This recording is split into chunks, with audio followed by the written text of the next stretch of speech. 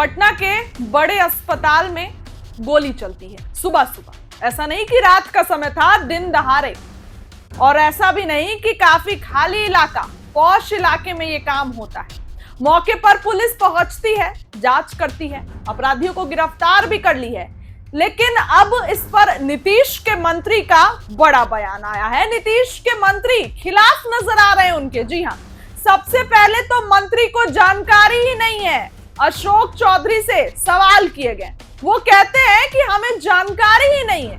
क्या मंत्री को इस बात की जानकारी नहीं होगी कि जिस तरीके से सुबह सुबह बड़ी वारदात को अंजाम दिया गया? अशोक चौधरी का सबसे पहले वो लाइन सुनिए जिसपे वो कहते हैं कि हमें तो जानकारी ही नहीं है। हॉस्पिटल के अंदर नहीं, हमको जानकारी नहीं है। अब अस्पताल प्रशासन क्या कर रहा था तो देखना पड़ेगा, सीरियस मामला। सुना आपने कि क्या कुछ मंत्री अशोक चौधरी ने कहा। अब इसके बाद उन्होंने ये भी बयान दिया है, बिहार में प्रशासनिक जिस तरीके से लॉ एंड ऑर्डर है उस पर भी सवाल खड़े किए हैं कि लॉ एंड ऑर्डर। तो अब जहां एक तरफ विपक्षी पार्टियां इस पर सवाल उठा रही है, ऐसे में नीतीश कुमार के मंत्री अशोक चौधरी भी अब इस पर सवाल खड़े कर रहे हैं। नीतीश कुमार के मंत्री अशोक चौधरी ने बड़ा बयान दिया है।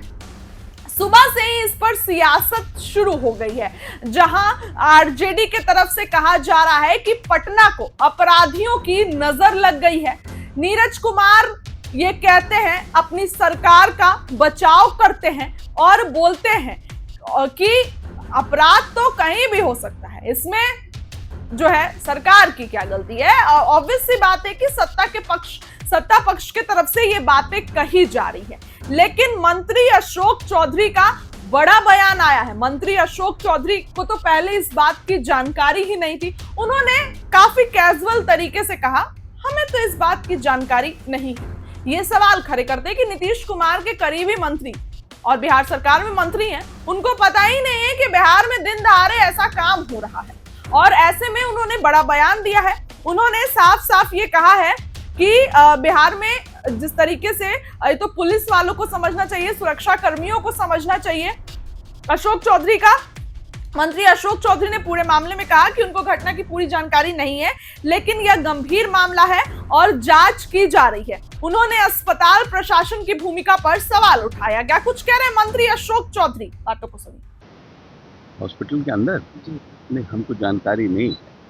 अब अस्पताल प्रशासन क्या कर रहा था तो देखना पड़ेगा, सीरियस मामला। सर, बहुत बड़ी सौगात मिली है।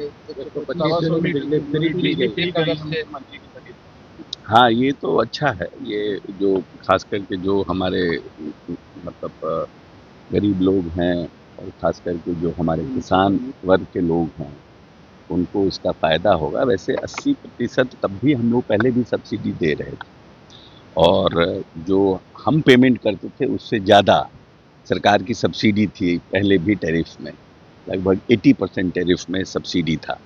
तो मैं समझता हूँ कि वो, और अब 125 से वैसे लोगों को काफ़ी राहत मिलेगी, क्योंकि हमारा जो पेनिट्रेशन है, मतलब जो मेरा अपना हम लोगों का जो बिजली पहुंचाने की जो साहब की जो नीयत है नेता की, तो उससे हम लोग घर घर बहुत जगह बिजली पहुंचाए। तो बहुत गरीब लोग भी हैं जो बिजली यूज़ करते हैं, कभी टोका फंसा लेते हैं तो पुलिस तंग करता है, और उनकी ये स्थिति नहीं है कि वो बिजली पेमेंट कर सकें।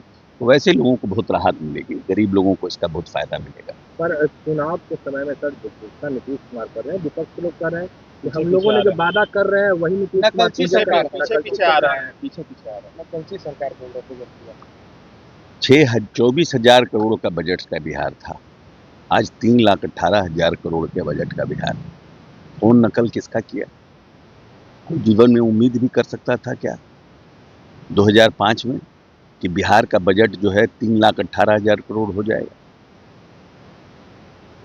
जो बोलते हैं नकलची सरकार, मुख्यमंत्री ग्रामीण सड़क, आज 21,000 करोड़ की योजना का मुख्यमंत्री जी ने कार्यारंभ और शिलान्यास किया है।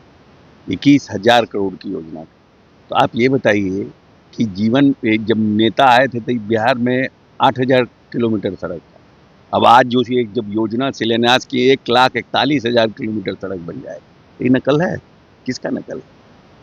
जब आए थे 20 में मुख्यमंत्री जी, तो उन्होंने कहा कि हम 10 लाख नौकरी और 10 लाख रोजगार देंगे। उस समय कहाँ थे? 3 में थे कि 13 में थे? आरजेडी हमारे सरकार में थे, जो कि हमने उनके साथ मिलकर घोषणा किया था।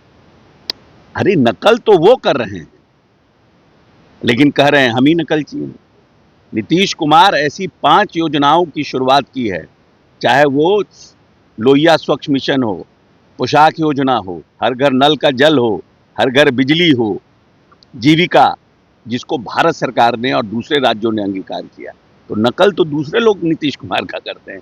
नीतीश कुमार को किसी के नकल की क्या आवश्यकता है? प्रधानमंत्री जी का आगमन हो रहा है सर कल। प्रधानमंत्री जी फिर 7,000 करोड़ की योजनाओं का नींव रखेंगे, घोषणा करेंगे, शिलान्यास करेंगे। आर्थिक संपन्नता के लिए जो हमारा लक्ष्य है, जो 7,000 पर कैपिटा इनकम प्रति व्यक्ति आय थी जब नीतीश जी बिहार के बागडोर संभाले थे, और आज 66,000 है, इसको 1 लाख करना है। जो नियत हमारा है, साहब की जो इच्छा है, नीतीश जी की जो इच्छा है, उसमें मोदी जी की जो भूमिका है वो अहम है। और ट्रेन के माध्यम से कि हमारा उत्पाद सही जगह पहुंच पाए, हमारे लोग उत्पादों को लेके सही जगह समय पर पहुंच, ट्रेन के साथ साथ जो NH पे जो हमारा है दूरियां कम हो, इसका फायदा लोगों को मिले और आर्थिक संपन्नता हमारे गांव में भी पहुंचे और 1 लाख प्रति व्यक्ति हमारा आय हो, उसके लिए जो प्रयास है उसमें मोदी जी की जो कार्यक्रम हो रहे हैं उसको बिहार को बल मिल रहा है। लगातार आपराधिक घटनाओं पे कह रहे हैं कि यही जंगल राज जो है वो पटना में देखिए, पहले के घटनाएं हुई है, इसके प्रति साहब हमारे नेता भी संवेदनशील हैं, हमारी सरकार भी संवेदनशील है, लेकिन इन सब बातों के साथ साथ हमारी सरकार किसी भी अपराधियों को बचाने का काम नहीं कर रही। हम 48 घंटे, 24 घंटे, 72 घंटे में हम उद्भेदन कर रहे हैं कि कौन लोग इसमें संलिप्त है और उनको सजा दे रहे हैं, उनको स्पीडी ट्रायल करा रहे हैं, न्यायालय से भी बात हो रही है, हर जगह पर व्यवस्था कर रहे हैं। लेकिन घटनाएं हुई हैं, 2-3 घटनाएं, 4 घटनाएं हुई हैं, जिससे कि सरकार की जो इच्छा शक्ति है और सरकार जो चाहती है उसमें रुकावट हो रही है। लेकिन कैसे उस रुकावट को दूर करे, उसके लिए भी सरकार चिंतित है। हॉस्पिटल के अंदर नहीं, हमको जानकारी नहीं है। अब अस्पताल प्रशासन क्या कर रहा था तो देखना पड़ेगा, सीरियस मामला। सर बहुत बड़ी सौगात मिली है, हाँ, ये तो अच्छा है। ये जो खास करके जो हमारे मतलब गरीब लोग हैं और खास करके जो हमारे किसान वर्ग के लोग हैं, उनको इसका फायदा होगा। वैसे 80% तब भी हम लोग पहले भी सब्सिडी दे रहे थे।